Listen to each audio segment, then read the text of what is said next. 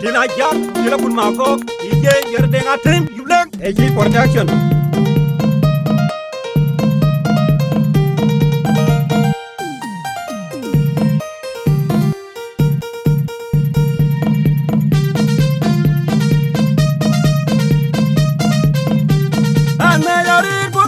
Jamatum kwen yene kwela lo jam la diang diang amen wol Badie dung da nier bi no ko galwen wer bi jo ngodi bi bay la yo amela ri boat ye jamatum kwen yene kwela lo jam la diang diang amen wol Badie dung da nier bi no ko galwen wer bi jo ngodi bi bay la yo amela ri boat ye jamatum kwen yene kwela lo jam la diang diang amen wol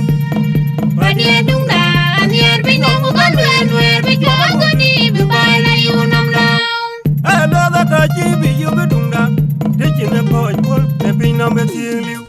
Na ya ben ga ba ya jam tan man la yena bi uda je galona Ene nya ka je ko ye te to la ji je mo je ban Ele ne ben panaru ba kam gamaru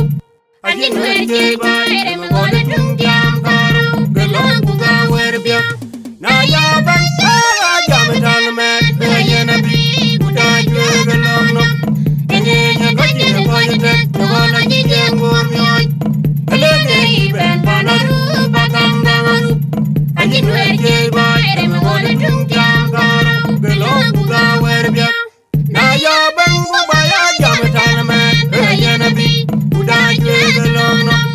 Ene nya ka je ko ye te to la ji je mo nyoy Ele ne ben panaru ba kam gamaru Ajin wer je ba ere mo de tung jam karu galon ku ga wer bia Kabatina jaya palingan, ana mandu. Kabatina jaya pol benyet, ana moy tui. Kabatina jaya pol bang, ana moy nyakot. Kabatina jaya pol benyet, ana moy ngop. Kabatina jaya pol nyet, ana man bang. Kabatina jaya pol benyet, ana mayom. Kabatina jaya pol nyet, ana moy tui. Kabatina jaya pol benyet, ana moy nyakot. Kabatina jaya pol nyet, ana moy ngop. Kabatina jaya pol benyet, Na ya bang ga ba ya jam tan man la yena bi uda je galona Ene nya ka je ko ye te to la ji je mo je ban Ele ne ben panaru ba kam gamaru Ajin wer je ba ere mo de tung jam karu galon ku ga wer bia na ya ben jam tan man. la yena bi uda je galona Ene nya ka je ko ye te to la ji je mo nyoy Ele ne ben panaru ba kam gamaru Ajin wer je ba ere mo de tung jam karu galon ku ga wer bia Na ya ben ba ya jam tan man. la yena bi uda je galona Ene nya ka je ko ye te to la ji je mo nyoy Ele ne ben panaru ba kam gamaru Ajin wer je ba ere mo de tung jam karu galon ku ga wer Amera bia lir bogat ye jama tum kwen yene kwela lo jam la diang diang amen wol. Badie dung da nier bi no ko galwen wer bi jo ngodi bi bay la yo Amera lir bogat ye jama tum kwen yene kwela lo jam la diang diang amen wol. Badie dung da nier bi no ko galwen wer bi jo ngodi bi bay la yo Amera lir bogat ye jama tum kwen yene kwela lo jam la diang diang amen wol. Badie dung da nier bi no ko galwen wer bi jo ngodi bi bay la yo nam la Hello da ta ji bi yu bedunga de jine boy wol de bi no be liu. Na ya ben ga ba ya jam tan man la yena bi uda je galona Ene nya ka je ko ye te to la ji je mo je ban Ele ne ben panaru ba kam gamaru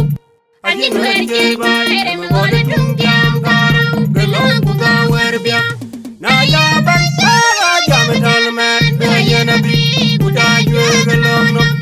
Ene nya ka je ko ye te to la ji je mo nyoy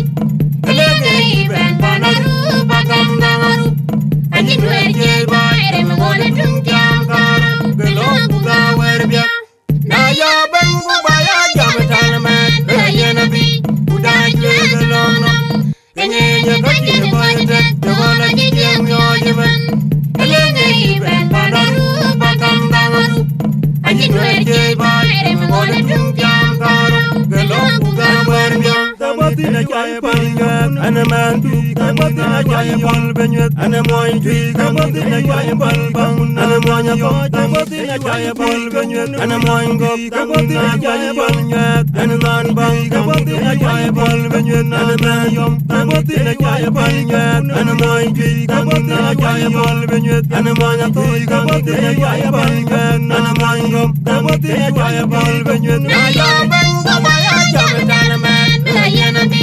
uda jwe no nam ene nya ka je ko je te to lo ji je mo je ban ele ne ben panaru patam dangaru ajin we je ba ere mo na tung jam karo gelo ku ga wer bia na ya